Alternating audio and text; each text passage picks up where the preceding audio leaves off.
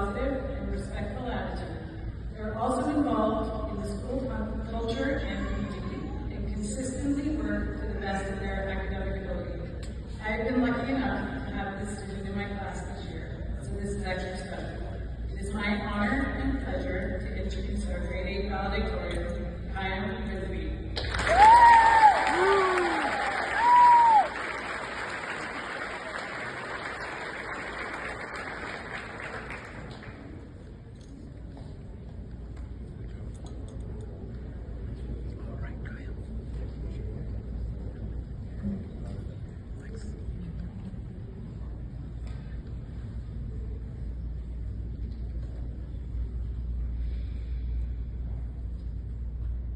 Thanks.